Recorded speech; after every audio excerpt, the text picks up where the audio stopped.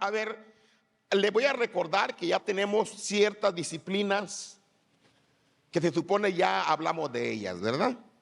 Que son herramientas para un predicador que son indispensables. Ya no vamos a hablar de eso, excepto solo trastocarlas cuando corresponda que convenga. ¿Se acuerda que hablamos de meditar? ¿Qué más?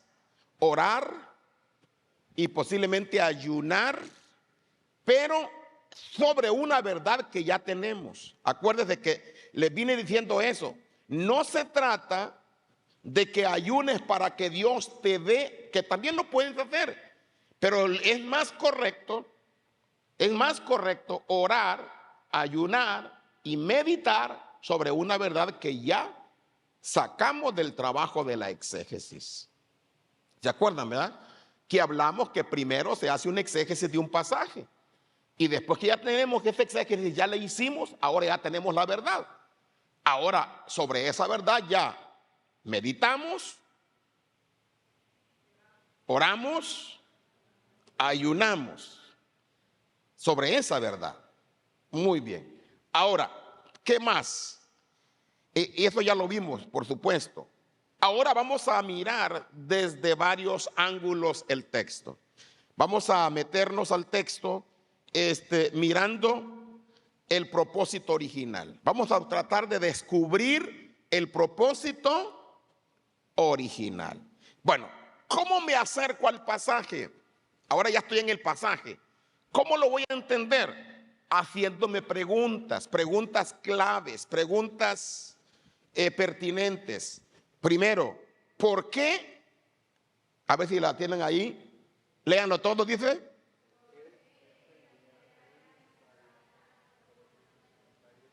O sea, con esa pregunta ya me estoy acercando al texto. Es decir, ya tengo una forma de acercarme al pasaje. ¿Por qué?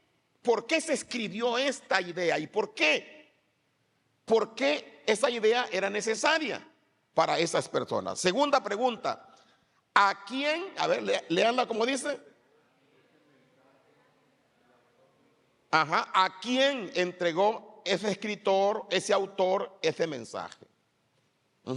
Como por ejemplo, Pablo desde la carta a los romanos, ¿sabes? A los efesios, a los colosenses, en la escritura a los hebreos. Ajá. Entonces, ahora, veamos con cuidado. Ya cuando usted dice a los romanos, entonces yo tengo que conocer a los romanos por qué les escribe. ¿Le escribió al imperio o le escribió a la iglesia? Bueno, hay que ver qué dice, a quién se dirigió, porque dice los romanos. Una tercera pregunta, ¿qué dice? Ajá, ¿para quién estaba destinado? Lo que ya mencionamos ahorita, esa idea. La otra pregunta, otra pregunta que podemos hacernos sería, a ver, se trabó esa cosa. ¿Qué problema abordó? Ese punto es muy importante. Ya te estás acercando a descubrir bien la verdad que el pasaje tiene. ¿Cuál fue el problema que abordó?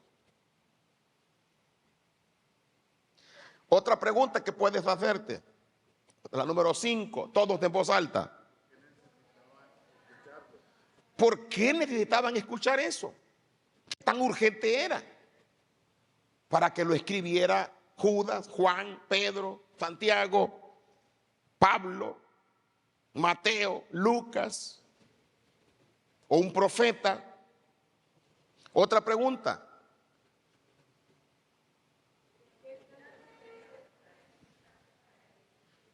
¿Qué tan urgente fue este mensaje? Ahora, preguntas como esas es con las que tenemos que acercarnos al texto. ¿Para qué? Para que podamos nosotros tener pistas de poder entender el pasaje. Si no, entonces probablemente no vamos a entenderlo. Incluso podemos abordar otras preguntas más. A ver, todos leemos. Dice, vamos a ver si la encuentran acá. Ahí está. Lean en voz alta. Una. ¿Cuál fue la respuesta emocional? ¿Cómo reaccionaron emocionalmente los que recibieron ese mensaje?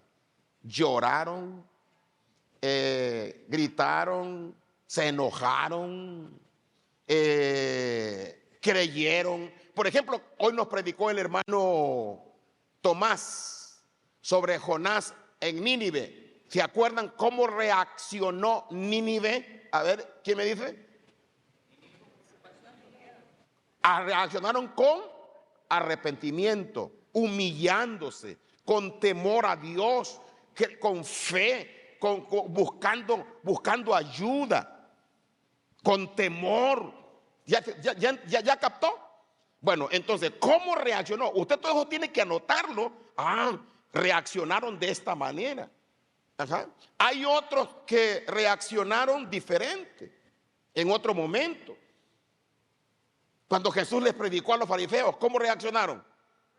Enojados, ¿va? Entonces ya usted cuando usted ve el pasaje, dice, bueno, con esa pregunta usted define cómo reaccionó el oyente.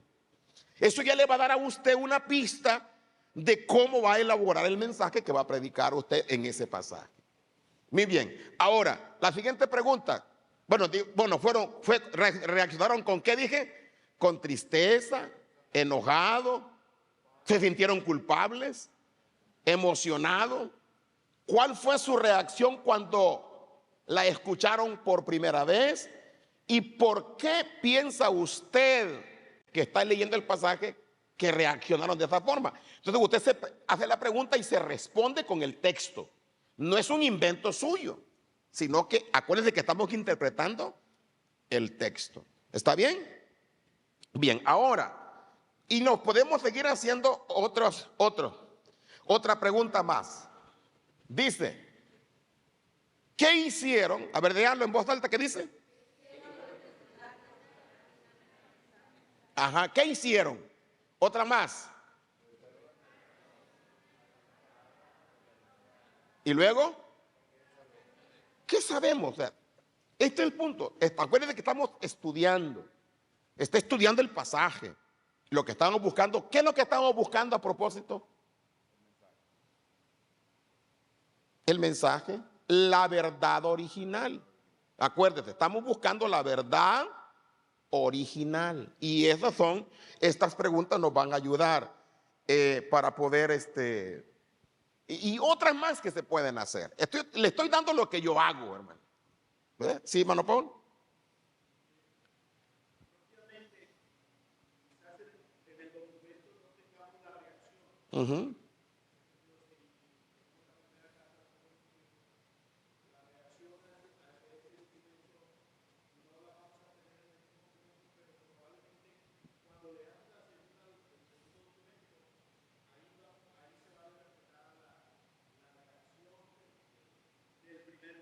Pero ahí hay dos cosas. Fíjense lo que está diciendo el hermano Pablo. Esto es muy importante.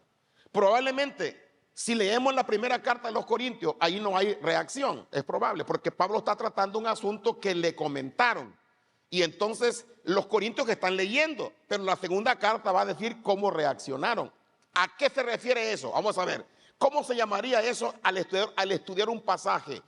¿Cómo se llama ese elemento? ¿Estudiar qué? El contexto. Ajá. Es estudiar el contexto. Cuando usted estudia el contexto de un texto y no tiene una explicación completa, inmediata, hay un contexto que se llama inmediato y un contexto remoto. Y a veces la respuesta no está en ese capítulo, pero también tal vez está en el otro, o en el que sigue, o con todo el libro, o en un segundo libro, o en un tercer libro. Aquí entramos a otro elemento, lo que mencionó el hermano Pablo. El contexto, no solo el contexto, sino también el elemento unidad de la palabra. La palabra es una, toda la Biblia. Así que la Biblia se interpreta a sí misma. Bien, ahora bien, vamos a continuar entonces. Algunos requerimientos generales para abordar un texto. Uno, todos en voz alta. Uno, una disposición. ¿Por qué una disposición espiritual? ¿Alguien me puede decir por qué? ¿Por qué una disposición espiritual? Porque la palabra de Dios es espiritual. Es inspirada por el Espíritu Santo. Una persona que se acerque a la palabra de Dios sin este espíritu, sin este contexto de espiritualidad, que significa darle el valor de inspiración a la palabra y acercarse con esa convicción, entonces ya te cerraste la iluminación, ya cerraste un recurso, el recurso fundamental, que es la iluminación del Espíritu. Por lo tanto, hay que acercarse con ese temor, con esa reverencia, con ese reconocimiento de que es espiritual. Ahora, ¿qué más? Un método básico de estudio. Nosotros cuando hablamos de un método básico de estudio, me refiero que usted debe de tener un conocimiento general. Por ejemplo, nosotros recomendamos para la predicación un método que se llama literal. El método literal gramático histórico. Método literal gramático histórico. Es decir, voy a descubrir hechos reales que envuelven todo el ambiente de ese libro, de ese pasaje. Reales. Significados reales del texto. Significados reales del pasaje. Las palabras que tiene, yo tengo que conocer todo el significado de cada palabra que está en el texto. Debo conocerla. ¿Qué es lo primero que tengo que hacer? Definir esas palabras. Literalmente. ¿Qué dice el diccionario por ejemplo, cuando encuentra el versículo que dice, ya ve que cuando uno lee una traducción literalista, ya hablamos de eso, dice, nadie enciende una luz y la pone debajo del almud. Ah, caray, ¿qué es almud? ¿Usted conoce esa palabra? ¿La usamos en nuestro lenguaje? No. Entonces, ¿qué hacemos? Hay que ir al diccionario, pero comúnmente esa palabra no la va a encontrar en un diccionario de la lengua española, porque es un arcaísmo para la Real Academia o para un diccionario de la lengua española. Entonces, ¿a dónde se tiene que ir? A un diccionario bíblico, así es, solo para conocer el significado de esa palabra. Entonces, hay que definir todas las palabras que no entienda para poder ir entrando a ese método de interpretación. Por supuesto, hay muchas cosas que usted tiene que aprender ya cuando entra en la materia de hermenéutica e introducción bíblica, porque allí ya entra la ciencia de la interpretación con todos sus elementos, que yo no voy a hablarle aquí porque yo estoy hablándole de predicación en términos generales. Bien, pero sí debe dominar un método. ¿Estamos de acuerdo? Dominar un método de estudio, básico de estudio. Número 3, un sentido de pertinencia. ¿Qué quiere ahí? Por ejemplo, ya descubrí aquello, es la verdad, pero ahora me hago la pregunta, ¿qué quiere Dios para mi vida con esa verdad? ¿Qué cambios me está pidiendo a mí? ¿Qué decisiones? ¿Qué beneficios me van a venir? Por ejemplo, cuando usted va a predicar algo, usted debe llevar en mente qué beneficio va a tener tu oyente de eso que vas a decir. Porque si no, ¿para qué vas a predicar solo para informar? Tú tienes que saber qué beneficio me ofrece Dios en este mensaje, en esta verdad que acabo de descubrir. Si mis oyentes obedecen, ¿qué es lo que van a obedecer? ¿Y qué es lo que va a pasar con ellos? ¿Qué cambios van a suceder en su vida? Cuando yo soy capaz de trasladar eso hasta hoy, es decir, ya estoy desarrollando un sentido de predicador pertinente que puede ser capaz de trasladar la verdad de hace 2000 años, de hace 3000 años, a la gente con la que voy a tratar yo hoy. Tengo que comenzar conmigo mismo. ¿Estamos? Muy bien. Ahora, algunos sugieren que lo someta a, ¿qué dice allí? Para retroalimentarse. Es decir, cuando usted descubre una verdad, me acuerdo que había un viejito, hermano, que ya por 1986, yo llegué a Matamoros, Tamaulipas, a predicar. Y me escuchó predicar un viejito que le gustaba leer la Biblia. Y era bueno para investigar, era indagador. Te escuchaba atento, anotaba. Pero luego tenía otra. Cuando me decía, mañana le toca comer conmigo. Entonces cuando llegábamos al restaurante, lo primero que me abordaba me decía, hermano, qué tremendo ese Abraham, hermano. Y yo le decía, yo digo, ¿qué me quiere decir? Estuve leyendo sobre Abraham. ¿Y cómo fue que Abraham dejó su tierra? ¿Qué fue? ¿Cómo vio a Dios? Y comienza a tupirme de preguntas. ¿Cómo lo ve usted? O sea, él está, ¿qué está haciendo él? Él ya está estudiando, pero está sometiendo lo que ha investigado sobre qué opina otro predicador para retroalimentarse sobre esa verdad. Entonces usted haga lo mismo, pero no agarre a uno peor que usted. ¿Ya? Tiene que buscar a alguien que sabe usted, que lee, que estudia. O también puede hacerlo de otra manera. Por ejemplo, usted puede sondear a la gente. Agarre un grupito de unos, vamos a decir, como una célula, como un grupo pequeño, y usted lo forma solo para esa verdad. Los invito a un café con biscuit. ¿Y cómo está? Vénganse, quiero convivir con ustedes. Ya que estén ahí, fíjense, hermano, que tengo una inquietud. Encontré esta verdad en la palabra de Dios. Incluso esto puede servir hasta para los que tienen grupos. Pero estoy hablando de formar un grupo con distintas edades para ver las distintas opiniones. Puede buscar un viejito, puede traer uno de media edad, un empresario, un joven, un adolescente, una mujer, y sentarse con ellos y lanzar la pregunta sobre lo que usted ha descubierto. ¿Qué opina la gente? ¿Qué nivel de conocimiento tiene? ¿Y qué tanto le importa a la gente o le interesa eso hoy? Es una forma.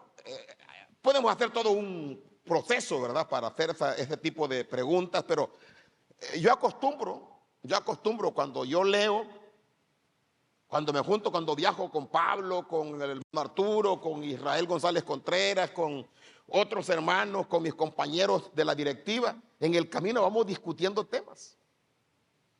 Someto eso que estoy estudiando para ver qué opinan los otros. O incluso alguien que ni siquiera sabe nada, pero que a lo mejor le interesa. Y te puede retroalimentar eso a ti.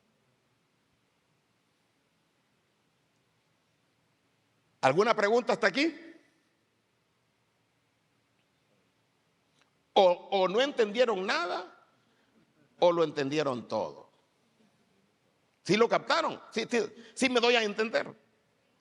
Bien, entonces avanzamos ahora. Otra cosa, vamos a ver. Principios de interpretación. Estos principios de interpretación que también los debe de llevar. Número 1, debe partir del sentido ¿qué? Literal, a menos que ¿qué? Que se indique diferente en el mismo texto. Por ejemplo, refirió una parábola. ¿Se da cuenta que la parábola no es literal? Tiene un significado que hay que interpretar, hay que buscarlo, pero hay que partir del sentido literal, del sentido gramático primero, ya después buscar el significado que tiene esa parábola. Pero siempre hay que partir del sentido ¿qué? Literal. Primero hay que partir de ahí. Para interpretar, interprete literalmente, antes que nada. Segundo, lo que mejor cuadre con qué. Idioma original. Es decir, esto significaría que tenemos que buscar un conocimiento de los idiomas originales para saber cómo cuadra en los originales, porque estamos buscando la verdad original. Pero les expliqué dónde ir a encontrar esto. ¿Cómo les dije que se puede hacer? Ver el texto en distintas versiones, correcto. Allí usted ya puede enmarcar esa verdad en los idiomas originales. Luego, número 3, la interpretación más natural y evidente. No ande usted, ¿para qué se mete a una interpretación de cosas complicadas? Mejor de una vez acepte solo la interpretación más natural y con eso trate de manejarlo, entenderlo, dominarlo, lo natural, lo normal de lo que el pasaje dice. No se meta a complicaciones o interpretaciones forzadas, a menos que el texto se preste, haya luz suficiente para algo novedoso, pero no algo forzado. Muy bien, ¿qué más? ¿Qué significa eso? Que ningún pasaje o libro de la Biblia es privado o es aislado, sino que pertenece a un todo. ¿A qué nos referimos con eso? Que lo que estás interpretando debe ser avalado por el resto de la Biblia. Eso es muy importante. ¿Lo avala el resto de la Escritura, lo que tú estás interpretando? Porque es parte de un todo. Mateo pertenece a todo el Nuevo Testamento y a todo el Antiguo Testamento. Es parte de todo un escrito que está coordinado por el Espíritu Santo. Bien, ¿qué más? Del significado. Okay, eso es muy importante. Ya hablamos, ya les hablé sobre eso. Eso le da luz. Cuando usted conoce el significado de cada palabra que el texto dice, entonces usted tiene ya una luz para interpretar. Uh-huh.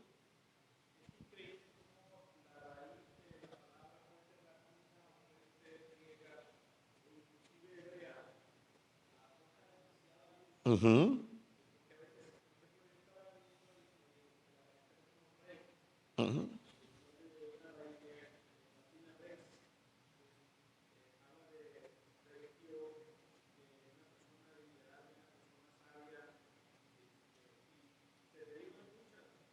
De poder, de autoridad, de responsabilidad, etcétera. Todo eso es cierto.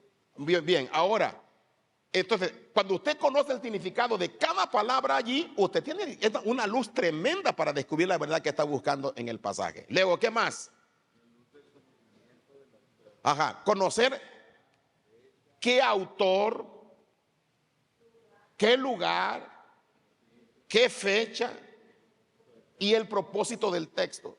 Si usted tiene el dominio de ese esquema, entonces ya usted se está acercando a la verdad original, que es lo que estamos persiguiendo con esto. Luego, el dominio del contexto, que es lo que mencionaba el hermano Pablo, que tiene que dominar no solamente un aspecto, sino que tiene que dominar todo el contexto del libro. Bien, a ver, ¿qué es lo que más le ha llamado la atención de lo que hemos dicho hasta aquí? A ver, de uno por uno, porque si de a montón me aturden.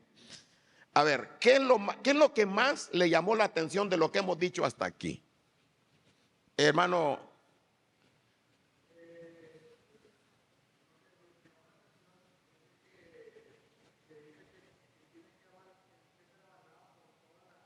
Ajá. Ajá.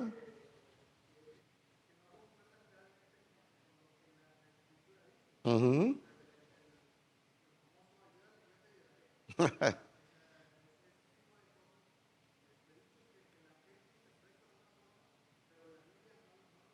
Cosas que no menciona la Biblia. cosas que no dice, aunque puede ser como una especie de deducción, ¿verdad? Pero más bien estaríamos hablando de una doctrina, por ejemplo, una doctrina que diga, bueno, la Biblia dice que los ángeles pueden tener hijos, porque dice la Biblia que los gigantes eran descendientes de los hijos de Dios. Entonces ahí lo que significa eran ángeles que se casaron con los humanos. Y entonces hay una interpretación así, pero eso no lo avala toda la Biblia. Existe una interpretación que así cree que incluso escritores modernos creen que los hijos de Dios que se unieron a las hijas de los hombres eran ángeles. Entonces, ¿avala eso toda la Biblia? No. Cuando usted quiera saber más sobre eso, invíteme a un café con algo para que le explique más a fondo, porque ese es el tema de hoy. Bien, pero el dominio del contexto es muy importante. ¿Algo más que le llamó la atención a alguien, hermana?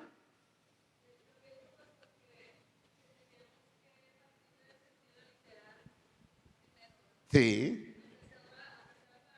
sí. Cada palabra.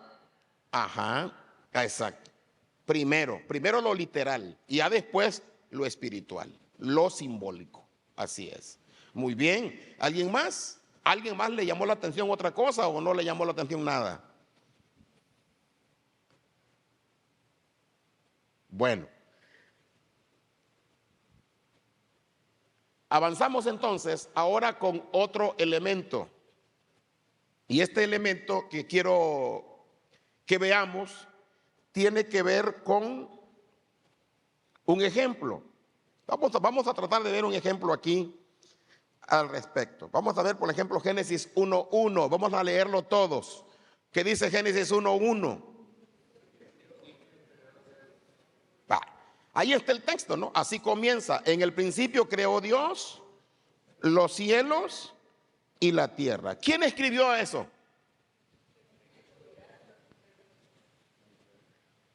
Yo tengo la seguridad que lo escribió Moisés. Ajá. Eso es muy interesante. ¿A quién lees? Para eso necesitas tú leer literatura muy ortodoxa y no solo la crítica, pero hay que leer la ortodoxa para ver. Y obviamente hay quienes que atribuyen a otras personas el libro. Yo estoy de acuerdo que pudo haber habido ediciones, que pudo haber habido revisiones, pero originalmente quien escribe es Moisés. Ok, partimos. El autor es Moisés. Ahora, ¿qué más dice ahí? ¿Cuándo lo escribió? A ver, les pregunto, ¿ustedes han leído la Biblia alguna vez? ¿Han leído Génesis alguna vez? ¿Cuándo lo escribió Moisés? A ver. Lo escribió en el desierto, correcto. ¿En qué momento lo escribió? En el desierto.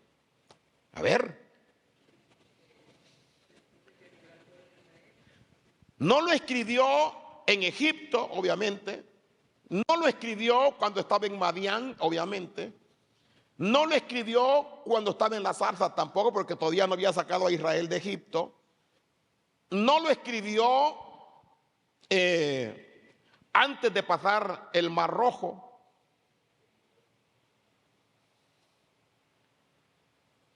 ¿Cuándo lo escribe?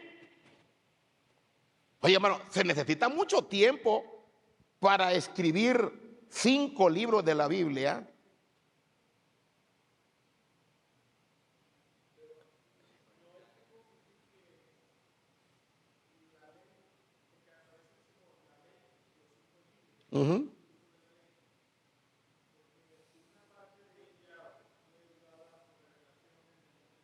¿Sí?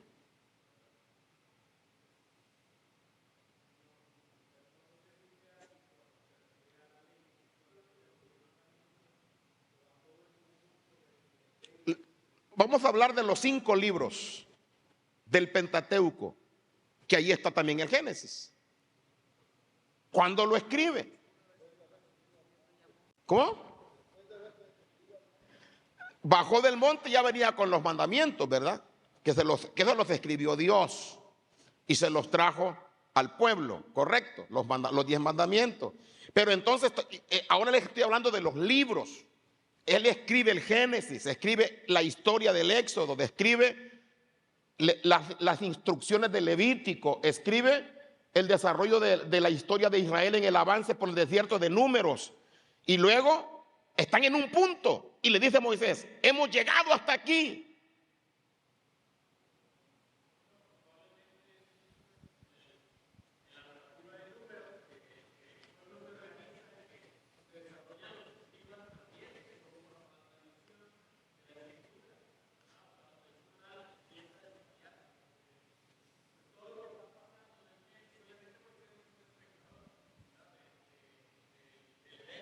Uh-huh.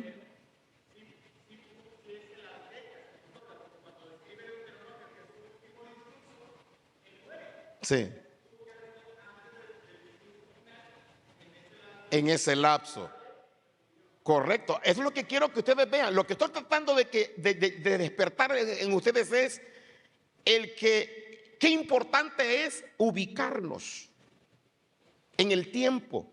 Cuando un escritor escribe una verdad o escribe un determinado libro o un determinado mensaje, porque eso te va a decir, te va a dar la base del propósito del mensaje. Y eso te va a enriquecer a ti para que prepares tu bosquejo con el que vas a predicar. Vas a hablar con autoridad. Entonces, ¿cuándo escribe Moisés? Mire, recuerden que cuando uno estudia, si usted estudia con cuidado, Levítico, va a encontrar que tenían 9 meses de haber salido de Egipto. A los 9 meses de haber salido de Egipto, escribe el libro de Levítico. Le da las instrucciones. O sea, quiere decir que Moisés escribe todo esto de la historia desde el Génesis hasta los pasajes que la historia que se narra, lo que él hizo y dijo y que se repitió en Deuteronomio. Eso lo escribe en los 30 y vamos a llamarle, algunos le ponen 38 años, en los últimos 38 años de la peregrinación de Israel dando vueltas en el desierto. Durante ese tiempo es suficiente, 35 años para escribir una cantidad de libros como los que escribió Moisés. En ese lapso de desobediencia donde tiene que animar al pueblo para que se mantenga creyendo en Dios y que no lo logre del todo, y animarlos para entrar a la tierra prometida. Exacto. Ahí está. ¿A quién escribió eso? A la gente que iba a entrar ¿a dónde? A la tierra prometida, correcto. ¿Y por qué lo escribió?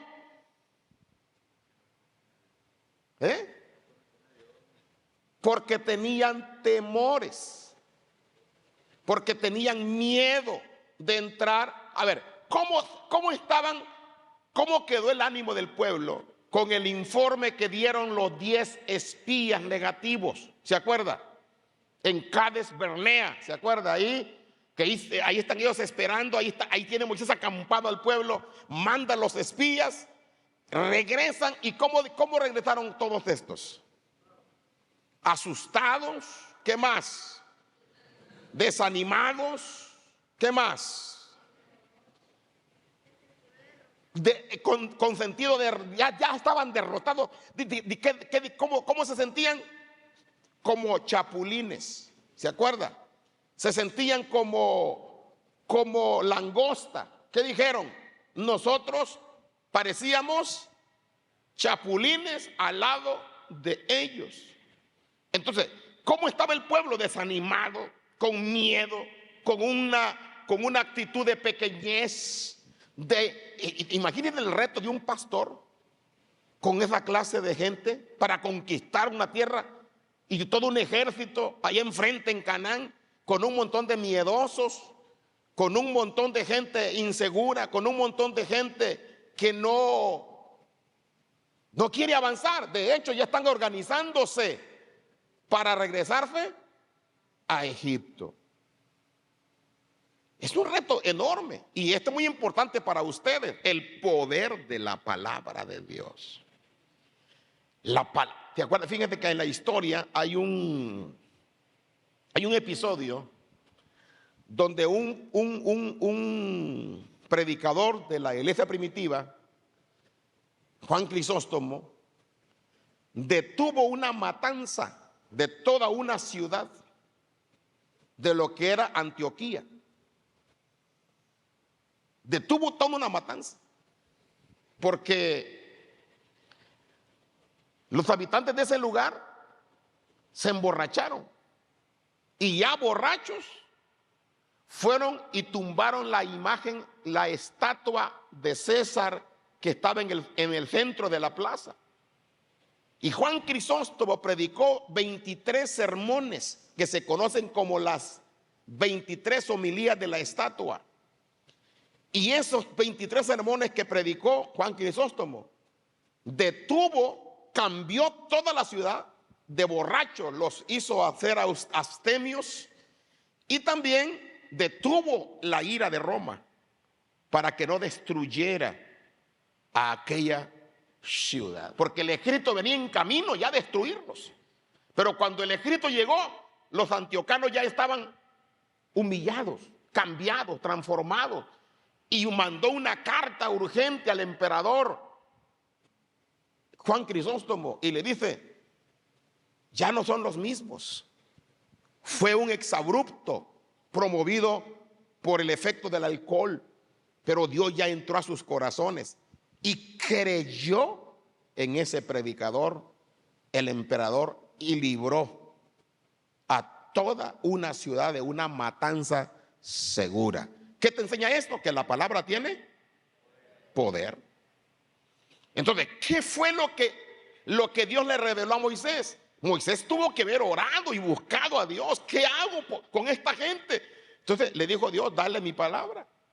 Y el Espíritu Santo le reveló a Moisés el libro del Génesis.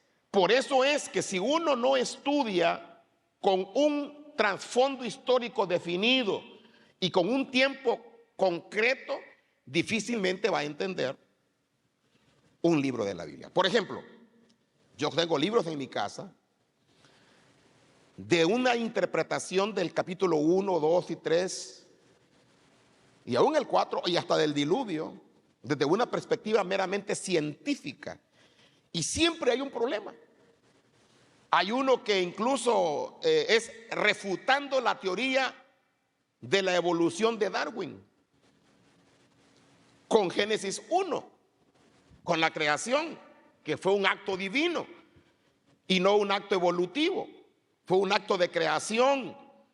Sí, pero con todo y eso, le pregunto, ¿ese fue el propósito que tuvo Moisés para escribir el capítulo 1 del Génesis, el capítulo 2 y el 3? ¿Enseñar en contra de la evolución? No, Moisés tenía otra cosa en mente. Moisés no tenía la idea de que se iba a levantar un Darwin en el futuro.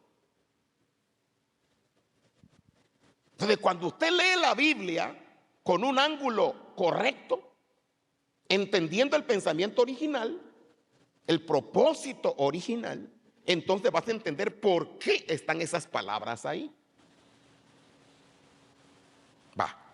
Ya les di el contexto. El contexto. ¿A quién les escribió? Les dije. Génesis 1. A todo Israel, con el propósito de animarlos para tomar la tierra prometida. ¿Y con qué palabra se arranca Moisés?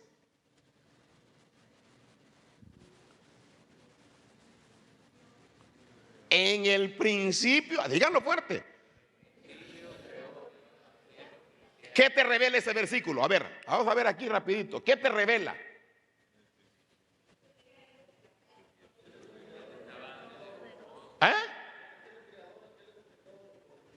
Ahí te está revelando a un Dios grande. Ellos dijeron, nosotros nos sentíamos como ¿qué? Como chapulines. ¿Y qué le dijo Moisés? Yo te tengo una noticia. El Dios que va con nosotros es más grande que todos ellos juntos, porque Él creó todo. Y empieza, pum, pum, pum, pum, pum, pum, pum, pum. Imagínense ustedes cuando están leyendo aquello y están escuchando aquello, los miedosos, los chapulines aquellos.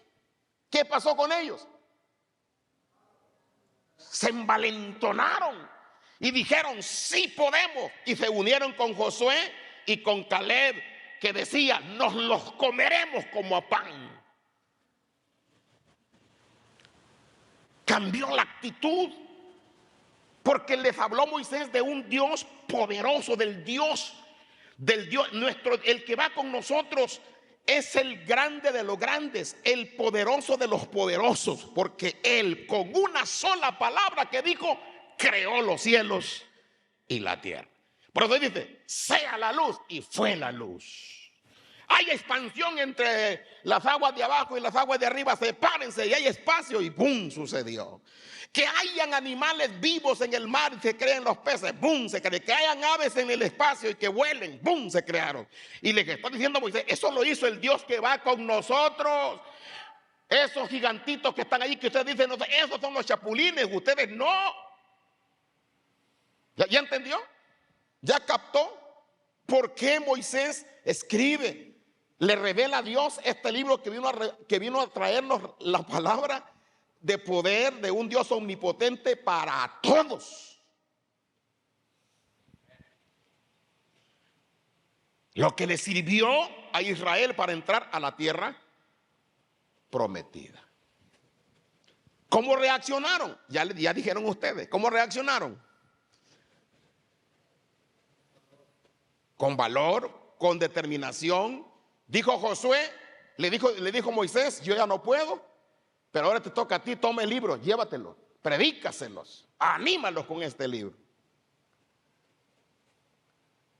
Con todo lo que Moisés había escrito, por supuesto. Y todo lo que había acontecido. Y sucede pues que se animó. Pero allí viene otra cosa.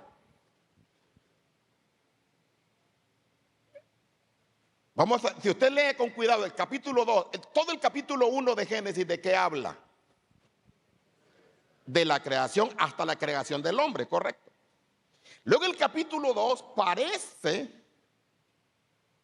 que se repite otra vez la creación, pero Dios o Moisés le está enseñando a Israel, miren lo útil, lo armónico, lo funcional que es lo que Dios creó. Vamos a ver, todos con sus Biblias abiertas. Versículo 1, 2, 3, 4.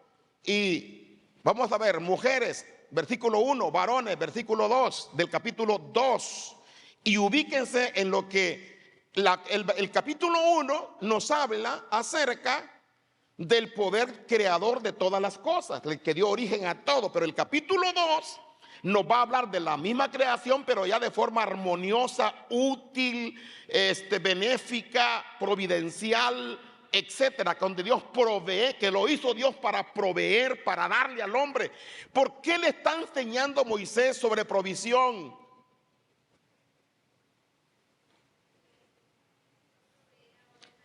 Porque cuando llegaran allá, ellos deberían de creer que es Dios el que les va a dar de comer. Y ya les voy a explicar otra cosa más importante también que va ahí implícita. A ver, mujeres, versículos 1.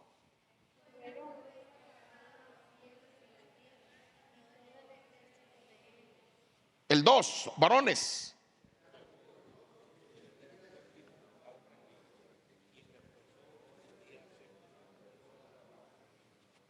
Tres, mujeres.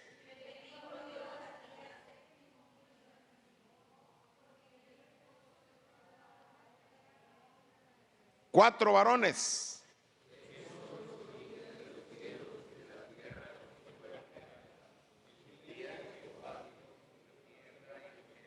Todos juntos, el versículo 6. 5.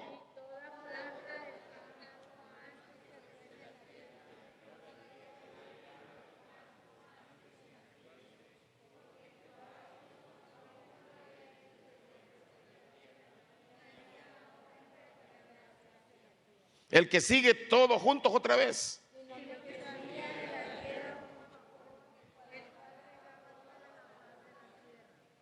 Muy bien, ahora, varones, el versículo que sigue.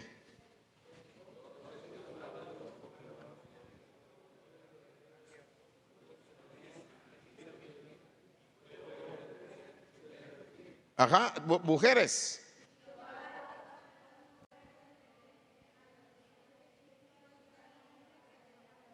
Ajá. ¿Y el que sigue, varones?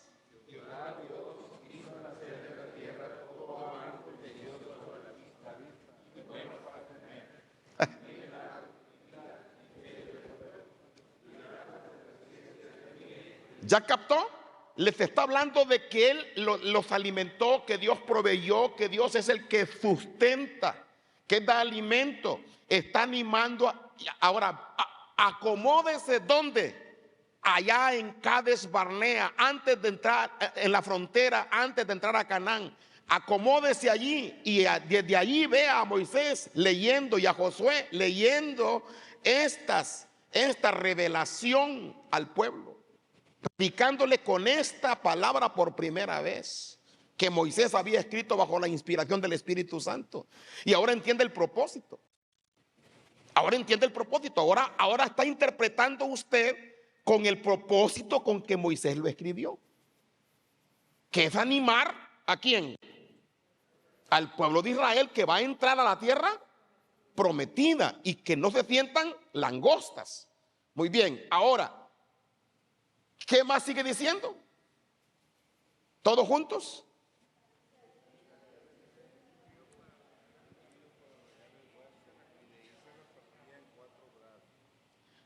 Bueno, y usted va a seguir leyendo el pasaje y va a estar usted, vamos a decir, viendo que hay agua, que Dios es el que puso los ríos allí y que todo lo que se produce en esas tierras es Dios el que proveyó para que eso sucediera. Y luego entra el capítulo 3 y versículo 1, ¿cómo dice? Pero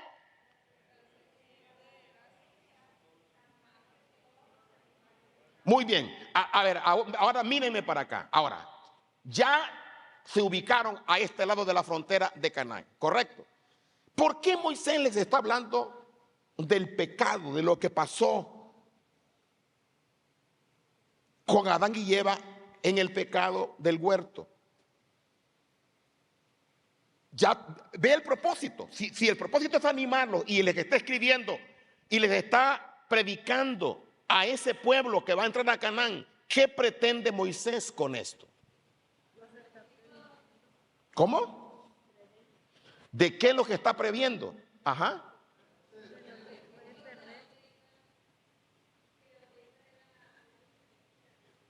Que ellos iban a enfrentarse a la tentación del pecado en la tierra de Canaán de una forma muy atractiva. Y que a ellos no les iba a pasar nada mientras tuvieran comunión con Dios. Pero si pecan, vaya, sí lo captan, ¿verdad? El propósito. Ahora bien, ahora mencióneme un ejemplo de que eso se cumplió exactamente así como Moisés les había dicho. Miren lo que pasó. Todo funciona perfecto y va a seguir funcionando perfecto, pero como pecaron, se echó a perder. Adán y Eva, el paraíso que tenía, el huerto, lo echó a perder. Ya no funciona. Ahora tienen que trabajar, ahora tienen que sudar para poder comer. Ellos echaron a perder toda aquella maravilla porque pecaron. ¿Qué les está diciendo Moisés con eso?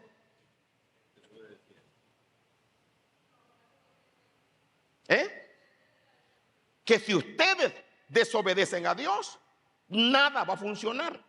No es por los gigantes, no es por los ejércitos de Canaán, es por el pecado. Solo eso. Ahora, ahí está lo teórico. Ahora vámonos con algo práctico. ¿En qué momento sucedió exactamente eso?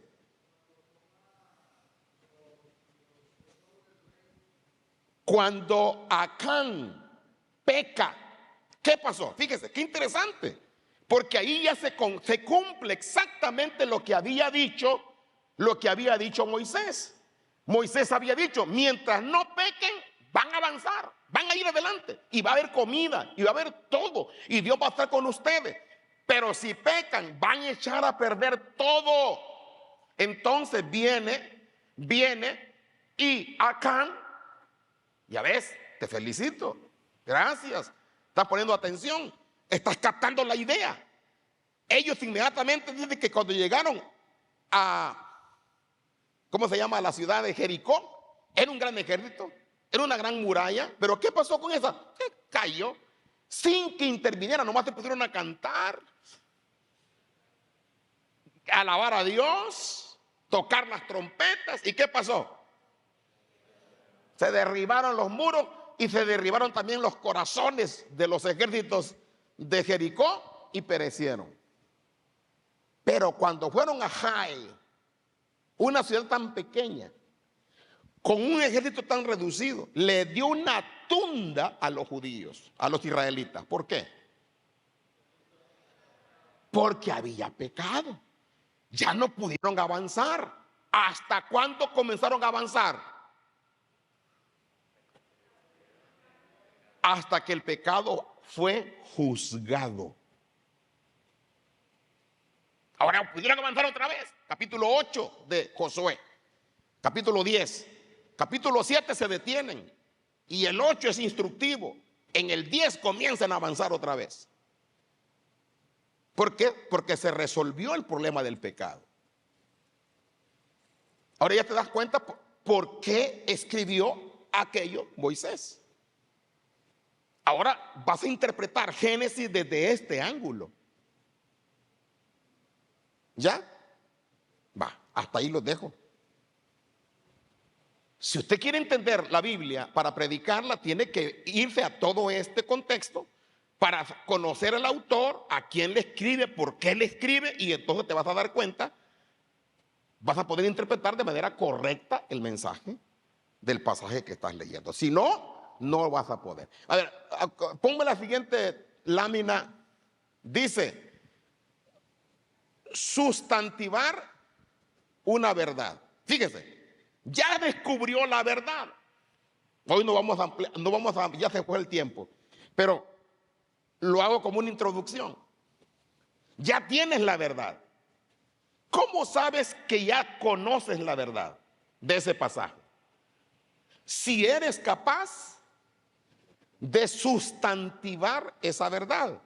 ¿Y qué es sustantivar una verdad? Significa ¿qué? Concretizarla, es decir, sustantivar una verdad abstracta. Algo abstracto es ilustrarlo con algo concreto. Si tú eres capaz de hacer eso, entonces entendiste la verdad que vas a predicar. Pero si no eres capaz de sustantivarlo o concretizarlo en un ejemplo, entonces no sigas adelante porque no has entendido nada.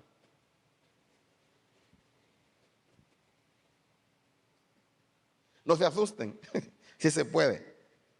Veamos. Es algo así como metaforizarla, hacer una metáfora de esa verdad. Por ejemplo, ¿qué es una metáfora? Una analogía de algo concreto para entender algo abstracto. Ajá. Significa poner al alcance de los oyentes la idea. Ajá. Vamos a ver. Correcto. Vamos a ver esto de abstractizar, de concretizar, sustantivar.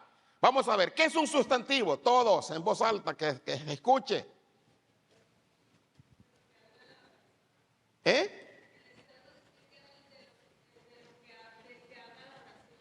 Todos los días estamos llenos de sustantivos. ¿Desayunas? ¿Qué es un desayuno? Un sustantivo. ¿El café? Un sustantivo. ¿El huevo?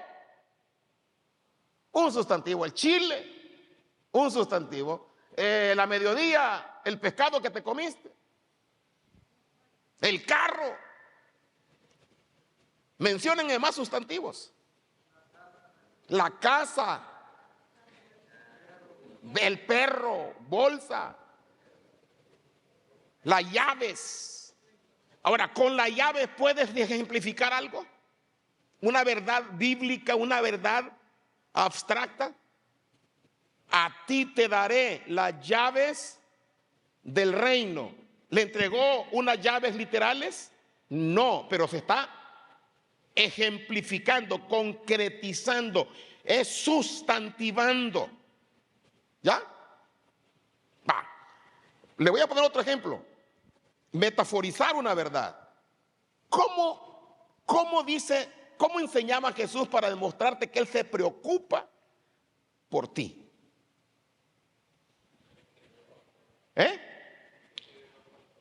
Como el pastor, por medio de una concretización a través de la metáfora del pastor que cuida y que se preocupa más por una perdida que por 99 que están en el redil. ¿Ya te diste cuenta? ¿Qué es eso? Una metáfora. ¿Y qué quiere enseñarte? Que Dios se preocupa por ti. Va, ya está. Esa es la enseñanza. Díganme otra metáfora que usó Jesús que también habla de que se preocupa por ti con esmero.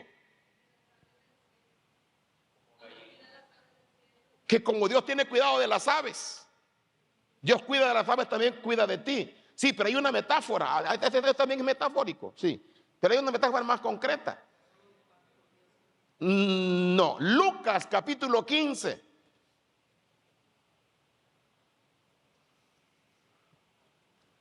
Esas son metáforas. Estudien las metáforas. A ver, explíquenme. A ver. Esa es una metáfora del sembrador sobre el evangelio que germina. Pero te pregunté cuándo Jesús, con qué metáforas demostró que Él se esmera por ti y te busca con ansiedad, te busca con ahínco, con preocupación para encontrarte. Vaya, ya te estoy dando la moneda perdida, la oveja perdida, el hijo perdido. Ahí está. Esos son metáforas para concretar una verdad abstracta. Entonces, si usted, por ejemplo,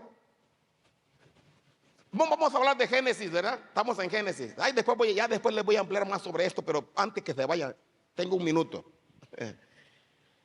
Génesis 1.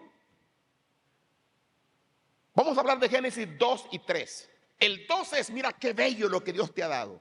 ¿Con qué se echó a perder? Con el pecado. Ahora, concrétenme algo que es bonito, pero que se echa a perder con algo. A ver, díganme.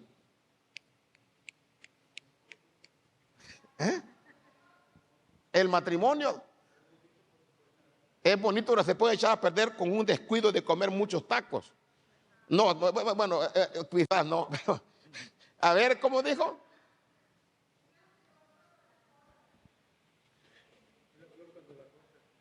Una flor cuando la corta se muere. Pero eso ilustra el pecado. Algo que ilustre, pónganme una ilustración, una metáfora de algo que se pierde.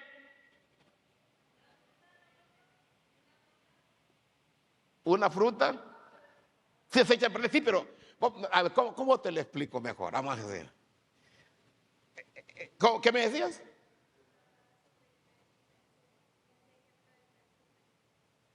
Cuando se quiebra el frasco. O sea, nada más que allí la diferencia es que te está hablando de quebrarte tú para Dios y derramarte para Dios, que para Dios no hay desperdicio cuando tú le sirves. Eso es lo que está diciendo ahí. Es una metáfora de un hecho real. Se quiebra un alabastro y se lo derrama al Señor, y Jesús dijo: esta mujer ha hecho una gran inversión. ¿Y qué dijo Judas? Fue un gran desperdicio. Pero realmente es otra la verdad. Pero aquí lo que yo quiero que me ilustres es, yo quiero, ya ves, ahí es donde quiero que echen a andar sus neuronas de predicador. Es decir,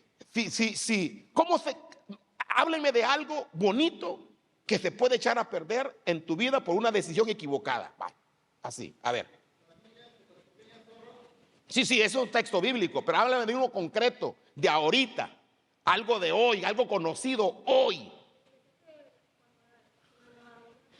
Eso es bíblico. Háblenme de algo de hoy, de ahorita, de algo concreto de hoy, sí.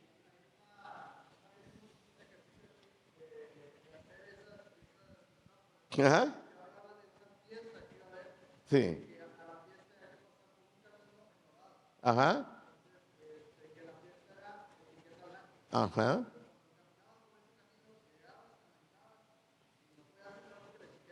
Ajá.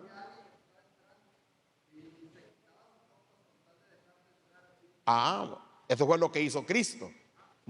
Excelente ilustración, pero se puede echar entonces a perder tu vestidura blanca por medio de transitar un camino lleno de lodo o por no irte a tiempo o por buscar un camino que no es el correcto. Qué sé yo, puede ser algo así. Un hermano lo ilustraba de esta manera. Él dice que un día salió un anuncio en el periódico donde los japoneses estaban pagando $10,000 al que atrapara un pez, un atún de los más grandes. Y ves que un pez de atún, esos peces son enormes, son tamañotes. Entonces dicen que se apuntaron muchos, que fue en Boston, Massachusetts, en una época del año, porque allí se juntan los animales que en cierto tiempo, este tipo de animales, por causa del clima, y se juntan allí, y entonces los japoneses que aman tanto los atunes, pagan carísimos un atún de varios cientos de kilos. Y entonces hizo el llamado, pagamos a $10,000 cada atún. Y unas personas se les hizo fácil hacerse el enfermo para irse a la pesca, a ver si podían pescar un atún y ganarse los $10,000, pero reportarse ante sus patrones que no fueron porque estaban enfermos. Entonces la idea era buena. Llegaron, pero era torcida porque era mentir. Resulta que llegaron allá y atraparon un atún, pero era tan grande que cuando lo subieron a la lancha, se las hundió. Y se quedaron sin la lancha, sin el atún y sin el trabajo.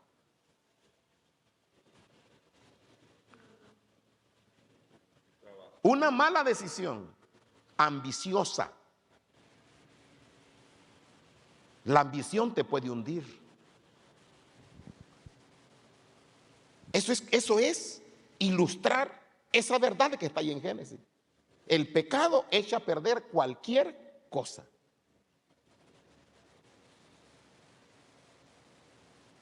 Entonces, busque cosas que usted conozca que te echan a perder por una mala decisión. Ilustre con eso. Escríbala. Ejercítela. Bien, quiero que la próxima semana me traigan un ejemplo.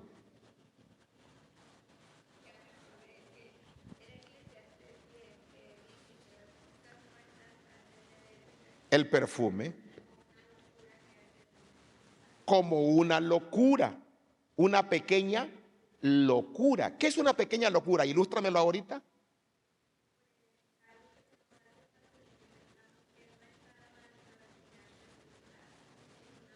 Bueno, entonces, pero todavía es abstracto. Concrétalo. Busca un ejemplo concreto. Cuando tú seas capaz de hacer una metáfora, la verdad la has entendido bien.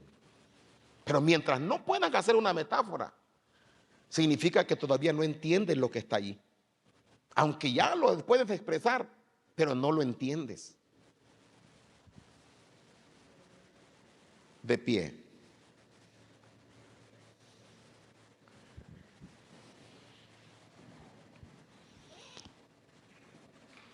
¿Les dijo algo la lección de hoy? ¿Les ayudó en algo? Si no les ayudó, ya no venimos la próxima miércoles. ¿Aprendieron algo? Bueno, pues quiero que me traigan la próxima semana un ejemplo de algo que te puede echar a perder por una mala decisión. ¿Eh? Correcto, pero algo concreto. Escríbanlo, que no sea tan largo, que sea algo que la gente lo pueda recibir en un minuto. Amén. Oremos, que el Señor levante su mano. Padre, gracias por tu preciosa palabra, porque siempre nos alumbras, nos enseñas. Ayúdanos a aprender, ayúdanos a desarrollar nuestra mente como predicadores para ilustrar la palabra, para ilustrar la verdad de Dios, para poder enseñarla, para poder anunciarla, para poder, Señor, hacerla sentir. Ayúdame a seguir creciendo en esto. Dígale, ayúdame a seguir creciendo, dame sabiduría, dame entendimiento. Amén. Amén. Que Dios les bendiga.